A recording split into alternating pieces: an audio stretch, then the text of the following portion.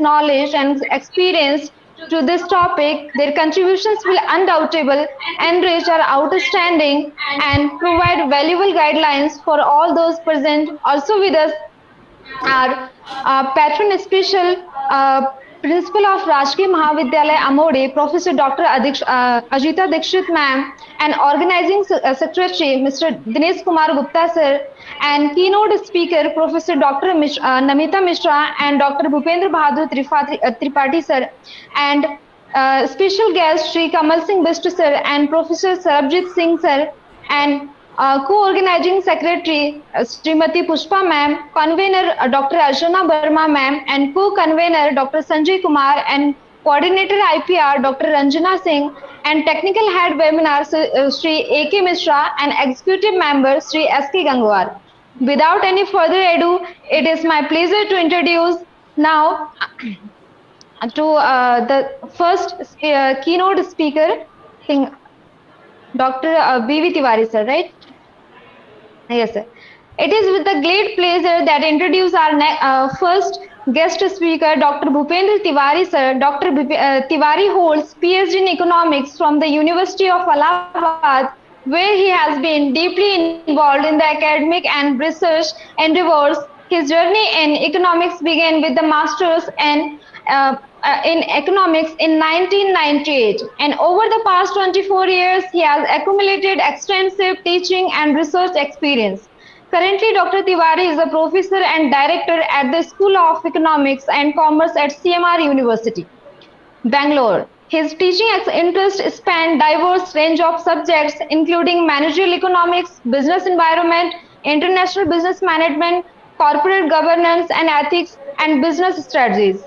Dr. Tiwari's contribution to the field are both extensive and impactful. He has authored a book, Methonomics, Ek Nayi Arthik Soch, and co-authored two additional books, Innovative Human Resource Practices and Employee Engagement, with a special reference to the IT sector, and Analysis of Factors Determining the Success of Women Entrepreneurs, a study of MSMEs in Karnataka. He has also edited the book E-Business Issues and Challenges of the 21st Century. With over 30 publications in esteemed journals, edited books, and conference volumes, Dr. Tiwari is respected voice in the academic community. His expertise is further demonstrated by his active participation in program and technical committees for numerous international conferences and journals. Dr. Tiwari is life member of several prestigious associations, including in Indian Economic Association, Lucknow Management Association, and Indian Political Economic Association, among others. He is also an executive board member and regional coordinator, joint secretary of Uttar Pradesh and Uttarakhand Economic Association, and serves as the convener of the Professor S.K. Rudra Memorial Lecture Series of the Bharatiya Arthik Shodh Sanshadhan. His contribution extend beyond academic. Dr. Tiwari has developed course materials for various universities, is regular panelist on prominent electronic media platforms, including Doordarshan Lucknow, G News UK, and Swayam Prabha channel of MHRD and Government of India. We are honored to have Dr. Bhupendra Bahadur Tiwari with us today. His wealth of knowledge and experience will provide invaluable insight into our discussion on developing and filing patentable ideas. So please join me in extending a warm welcome to Dr. Bhupendra Bahadur Tiwari, sir. Thank you.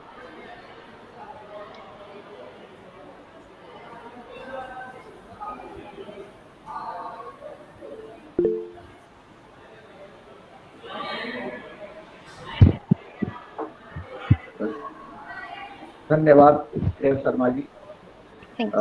बहुत ही सुंदर आपने परिचय प्रदान किया हमारे श्रोताओं को। Programme के ऑर्गेनाइजर जी और डिप्टी डायरेक्टर उच्च शिक्षा Pakuni ji, principal doctor Ajita Dixit madam और कमल बिष्ट जी, और हमारे पुरानी कलीग मैडम और सहभागियों। अभी जब मैं प्रोग्राम ज्वाइन किया तो प्रिंसिपल मैडम ने उसके पहले तो हम बोल रहे थे तो वो भी अच्छी हिंदी बोल रहे थे। फिर इसके बाद प्रिंसिपल मैडम ने बोलना शुरू किया तो उन्होंने अच्छी और क्लिष्ट हिंदी बोली। हम लोगों की स्थिति ये है कि हिंदी बैकग्राउंड से हैं, पृष्ठभूमि से, और इंग्लिश में काम कर रहे हैं, तो ना हम इंग्लिश के हुए और ना तो हम हिंदी के हो गए रहे। ना तो हमारी इंग्लिश उतनी अच्छी है और ना तो हिंदी इतनी अच्छी है कि हम प्रिंसिपल मैडम जैसा हिंदी बोल पाए। क्या क्या शब्द यूज किया था, नवाचार और क्या क्या, और थोड़ा हम लोगों के लिए मुश्किल होता है क्योंकि हम लोग अपने उसके क्या हैबिचुअल नहीं होते। अब देखिए यही मुश्किल होता है, कैसे बोले उसको, हम हैबिचुअल नहीं होते उसके। तो ना हमको इंग्लिश आती ना उतनी अच्छी हिंदी आती, तो हम इंग्लिश का प्रयोग करेंगे। दिनेश गुप्ता जी को बहुत बहुत आभार, उन्होंने हमें इस प्रोग्राम में आमंत्रित किया। देखिए जो आज का विषय इन्होंने हमसे डिस्कस किया था वो ये था कि सर हमें पेटेंट पे कुछ कराना है। पेटेंट एक तो सबसे पहले आप समझ लीजिए कि जो गवर्नमेंट डिग्री कॉलेजेस के जितने भी शिक्षक गण हैं, एक बार गवर्नमेंट सिस्टम में पहुंचते हैं तो उनको ये मान के चला जाता है कि वो मान लेते हैं कि अब हमें रिसर्च का क्या करना, रिसर्च तो अब प्रमोशन के लिए केवल चाहिए, और प्रमोशन तो यूजीसी केयर से भी हो जाएगा। लेकिन जब हम यही थोड़ा सा साउथ में आते हैं, और साउथ में भी खास करके प्राइवेट सेक्टर में जब आते हैं तो देखते हैं कि यहाँ तो कोई भी आपसे ये नहीं पूछता कि स्कोपस क्या है, आपसे ये नहीं पूछता कि आपका एससीआई जनरल में कितना है, ना कोई आपसे ये पूछता है कि आपके पेटेंट कितने हैं। वो सीधे ये पूछता है कि आप अपनी हमें स्कोपस प्रोफाइल दे दीजिए, आपकी जो गूगल प्रोफाइल है वो दे दीजिए, और यार हमें बताइए कि यार इंडेक्स कितना है। सीधे सीधे आई इंडेक्स और यस इंडेक्स की बात की जाती है। तो स्कोपस और यूजीसी केयर को थोड़ा सा भूल करके आप लोग एक दूसरे एस्पेक्ट पे ध्यान दीजिए कि एक दूसरे की आर्टिकल को अपने आर्टिकल में, अपने शोध पत्र में उसको साइट करना शुरू करिए, तभी आपका साइटेशन बढ़ेगा, अदरवाइज साइटेशन आपका नहीं बढ़ेगा। सबसे जो प्रमुख काम है कि मान लीजिए दिनेश गुप्ता जी एक शोध पत्र लिख रहे हैं, तो वो किरण शर्मा के शोध पत्र को अपने शोध पत्र में साइटेशन दे रहे हैं।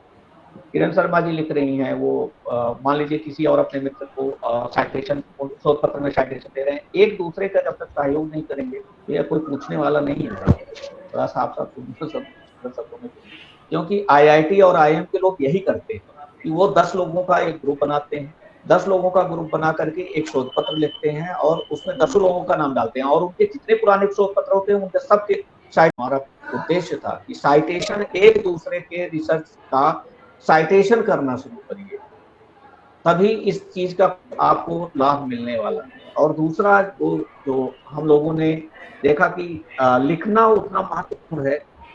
एक तो एकेडमिक चोरी बहुत ज्यादा होती है।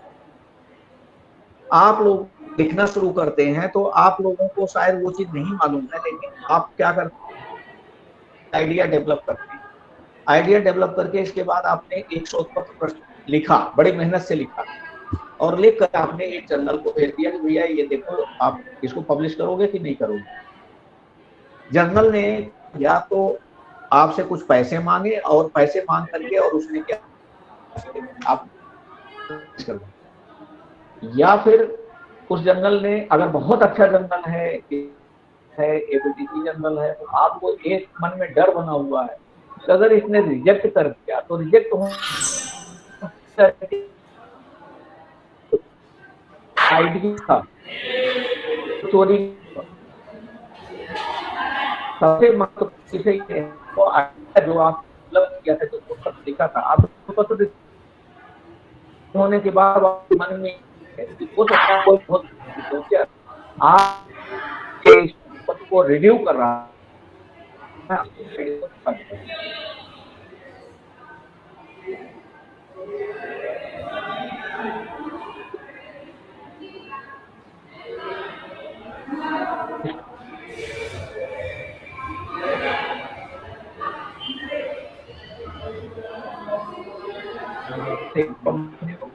इतनी दिक्कत होती है। तो इसका एक आसान सा तरीका है भैया कि आप लोग SSRM में जाइए, लॉगिन बनाइए, जितना लिखते जाइए वहां पर अपलोड करिए। SSRM क्या करेगा, आपके उस आइडिया को इवेल्युएट करेगा, इवेल्युएट करके इसके बाद वो ओपन सोर्स में डिस्ट्रीब्यूट कर देगा। अब अगर आपका शोध पत्र रिजेक्ट हो रहा है तो होने दीजिए, ये आपका वर्किंग पेपर के रूप में एल्सेवियर पड़ा हुआ है। अब अगर आपकी आइडिया को कोई चोरी करता है तो वो सीधे सीधे प्लेगरिज्म में आ जाए। तो एक तो आपकी आइडिया को सुरक्षित करने का, जब तक आप पेपर लिख रहे हैं और उसको कहीं भेज रहे हैं और जब तक नहीं हो जाता, जैसे ही वो कहीं पर पब्लिश हो जाए आप SSRM से उस पेपर को विड्रॉ कर दीजिए, उस पेपर को हटा दीजिए। तो एक तो अपने अकेडमिक को प्रोटेक्ट करने का ये सबसे आसान सा तरीका है, और हम आप लोगों से ये रिक्वेस्ट करेंगे कि आप लोग भी लॉगिन आईडी बनाइए, अपने शोध पत्रों को जिसपे भी वर्किंग पेपर वो WPS करके आपको एक नंबर अलॉट कर देगा और वो आपका पब्लिकेशन के इक्विवेलेंट माना जाता है, और उसको साइटेशन में देना चाहते हैं तो साइटेशन भी दे सकते हैं। तो ये एक this is the biggest thing. और सेकेंड थिंग जो आपके शोध पत्र को लेकर के है कि हम लोग जाते हैं पब्लिकेशन के साइड में, तो आप पेटेंट को अभी तक पेटेंट और प्रोसेस और कॉपीराइट में जो अंतर था वो होता है, और सबसे बड़ी चीज होती है कि पेटेंट को फाइल कैसे करें। देखिए ये पर जो विस्तृत व्याख्यान है वो डॉक्टर नमिता मैडम देंगे। हम सिर्फ आपको एक चीज और यहाँ पर अवेयर करने के लिए बैठे, हम बता दें, एकेडमिक चोरी बहुत जबरदस्त होती है। दो चीज पर आप ध्यान दीजिएगा, किसी भी सब पेपर, जर्नल या मैगजीन में, सॉरी जर्नल में जब आप अपने पेपर को सबमिट करते हैं तो ये ध्यान रखिए कि वो प्रीडेटरी जर्नल या क्लोन जर्नल तो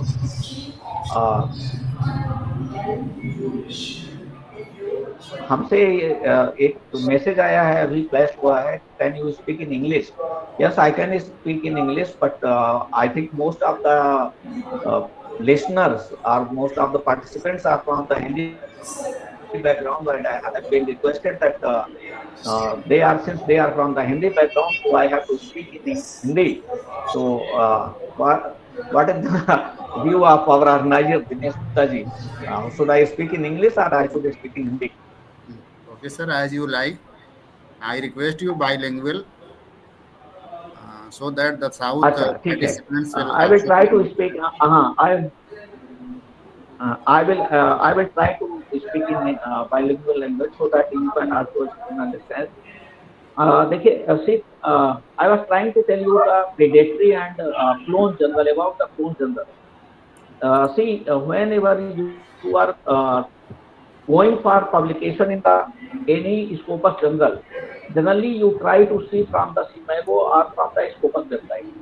Scopus website is saying that yes, this journal is included in the Scopus index. This is Scopus index journal up to 2024. लेकिन प्रॉब्लम क्या होता है कि जब आप अपना पेपर उसमें पब्लिश करवाने के बाद देखते हैं तो पता चलता है कि in the indexing your paper is not coming, although the research journal is Scopus index, but the research your paper is not coming index. Why this is happening? आपका तो जर्नल स्कोपस इंडेक्स है और बार बार आप CIMAGO पर check कर रहे हैं, बार बार Scopus website पे चेक कर रहे हैं, तो आपकी इंडेक्सिंग क्यों नहीं है? इसमें एक बहुत बड़ा फ्रॉड ये चलता है कि मान लीजिए एक जर्नल है, जर्नल आजकल सारे जर्नल कमर्शियलाइज हो गए हैं, और उन कमर्शियलाइज जर्नल की प्रॉब्लम ये होती है कि मान लीजिए उन्होंने लाइसेंस ले रखा है 100 पेपर पब्लिकेशन का, कि 100 पेपर हम पब्लिश करेंगे 1 ईयर में और 100 पेपर को हम इंडेक्सिंग के लिए भेजेंगे। अब उन्होंने क्या किया कि पैसे तो उन्हें कमाना है, वो तो कमर्शियल है, they have to earn the money, to earning the money they are publishing 200 paper, but try to understand here, lacuna is कि they have taken only 100 paper license to get indexing from the Scopus, but they are publishing actually 200 papers. तो indexing में तो केवल 100 paper जाएगा ना। तो please while submitting your paper and paying the money, before payment of the money, so first I will suggest you not to pay the money directly through any mediator. Go through the website and submit the paper there only. किसी इमीडिएटर के through मत जाइए। दूसरा चीज है, अगर आप जा रहे हैं तो इंश्योर करिए कि आपका पेपर इंडेक्सिंग में आएगा। अगर नहीं आएगा तो ये समझ लीजिए कि जर्नल तो स्कोपस इंडेक्स पे दिखेगा, जर्नल स्कोपस में दिखेगा, सीमैगो पर भी दिखेगा, लेकिन इंडेक्स में आपका पेपर नहीं आएगा।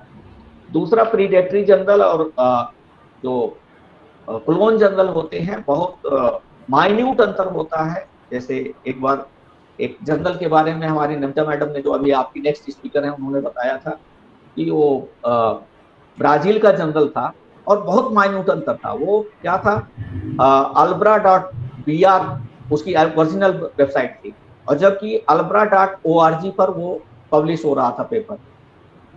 तो कभी कभी इतनी माइन्यूट डिफरेंस होता है, .in करके होगा, .org करके होगा, और आपको लगेगा कि जैसे आजकल एक है एकेडमिक रिसर्च एसोसिएशन का एक जर्नल है, वो उसकी वेबसाइट ही बंद हो गई जब से सरकार ने ये प्रीडेटरी जर्नल की वेबसाइट ही बंद हो गई।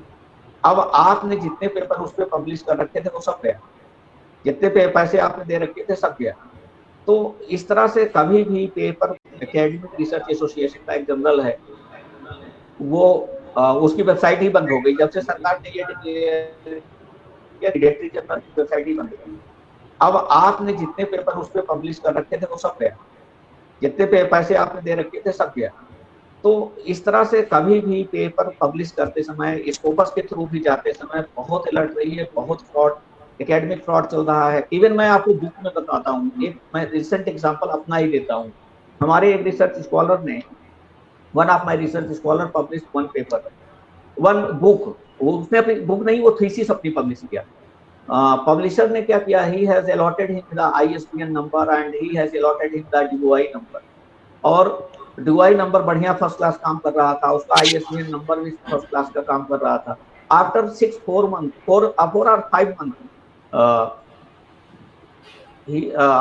फॉर द नेक purpose I was doing some work and suddenly, पता नहीं मेरे मन में क्या आया, मैंने उसको चेक कर लिया कि उठा करके उसका लिंक को DOI को गूगल पे डाल दिया, उस पे एड्रेस बार में डाल दिया, और मैंने देखा कि उस DOI नंबर पर और ISBN नंबर पर जो इस बुक के लिए अलॉट हुआ था वो एक्चुअल में किसी और को अलॉट हो गया। तो ये भी एक फ्रॉड चल रहा है। 6 महीने तक वो ISBN नंबर आपकी बुक के लिए है और 6 महीने बाद पता चल रहा है कि ISBN नंबर उसने किसी और को दे दिया।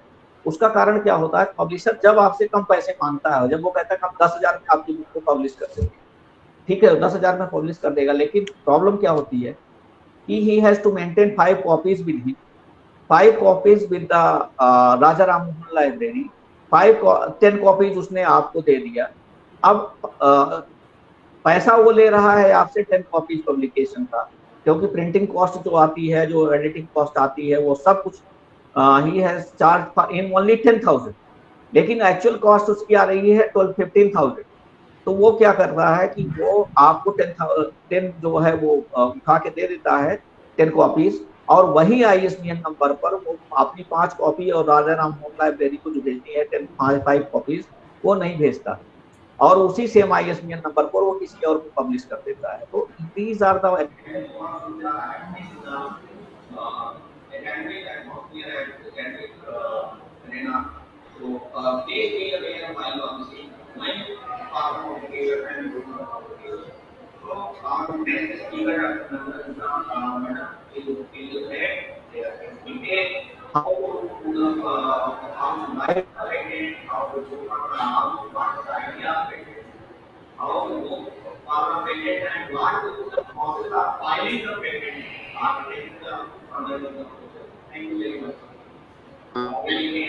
Thank you sir. आपने बहुत ही हमारे सभी प्रतिभागी, सभी प्रोफेसर, रिसर्च स्कॉलर्स, हम सभी को बहुत ही कम शब्दों में बहुत ही डीपली हम लोगों को समझाया, और जितनी तारीफ की जाए उतना कम है आपका। और आपने बहुत ही अच्छा मतलब कम टाइम में ही हमें बहुत सारा चीज़ें मार्गदर्शन दिया, इसके लिए आपको बहुत बहुत धन्यवाद। अब मैं किरण शर्मा से अनुरोध करूंगा कि आप हमारी जो आज की नोट स्पीकर हैं प्रोफेसर नमिता मिश्रा मैडम, उनका आप इंट्रोडक्टरी प्रोफाइल पढ़ने का कष्ट करें ताकि हमारे सभी प्रतिभागी समझ सकें। किरण शर्मा मैडम, आप म्यूट हैं, आप अनम्यूट करें अपने आप को। So it is my honor to privilege to introduce our next keynote speaker for today's webinar on Professor Dr. Namita Mishra. Professor Mishra is highly esteemed professional with deep-rooted association with education and research. With over 18 years of experience in teaching finance and accounting, she has made significant contributions to her field and shaping the academic and professional journeys of countless students. Academically, Dr. Mishra holds an M.Com, MBA, and a PhD from reputable universities, showcasing her extensive knowledge and commitment to excellence. Her credentials are further enhanced by her certification as financial analyst from IIM Kashipur, underscoring her expertise and proficiency in financial analysis. Dr. Mishra's scholarly achievements are truly remarkable. She is the author of 3 influential books and 2 edited volumes published by both national and international publishers. Her research is widely recognized with more than 37 research papers published in esteemed national and international journals and conference proceedings. Additionally, she has holds 17 patents and her credit highlighting her innovative contributions to her field. Her expertise in intellectual property rights (IPR) is evidenced by her advanced coursework in the subject of IIT Delhi. Moreover, Dr. Mishra's role as a reviewer for several reputable journals further illustrates her significant impact on the academic community. Dr. Mishra's exceptional contributions to education have not gone unnoticed. She was honored with the Dr. S. Radhakrishnan Memorial Award in 2009 from the Healthy Universe Foundation for her outstanding contribution to the field of education. In addition to her professional achievement, she is a life member of various academic bodies, reflecting her ongoing commitment to advancing knowledge and fostering academic growth. We are incredibly fortunate to have Professor Dr. Namita Mishra with us today. Her wealth and experience and insights will undoubtedly provide valuable perspective on our topic of discussion. So please join me extending a warm welcome to Professor Namita Mishra. Thank you, Kiran Ma. Thank you very much. Honorable Speaker, distinguished guests, ladies and gentlemen. On behalf of organizing committee, I would like to extend my warm welcome to Professor Dr. R.S. Bakhuni, Professor Dr. B.V. Tiwari, Dr. Kunal Besa to grace the occasion, and my special thanks to Professor Dr. Ajitha Dikshit, Principal, Rajkiya Mahavidyalaya, Dr. Dinesh Kumar Gupta sir, the organizer of the national webinar, Developing Patentable Idea and Filing. Being invited as keynote speaker is an honor to me. Innovation is the future deliver. So, in today's webinar, I would like to address the gathering in both the languages, in English and in Hindi. मेरा जो Hindi languages है, I am not from Hindi languages state, I am from Orissa, so थोड़ा सा मात्रा में होगा problem आप लोग को, otherwise I will manage. So can you please provide me platform to share the PPT? Yes, sir.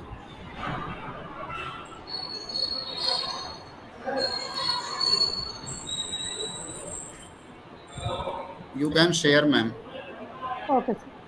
Just a minute, I'm sorry. Dinesh, I want permission to leave the meeting. Yes, sir. Thank you.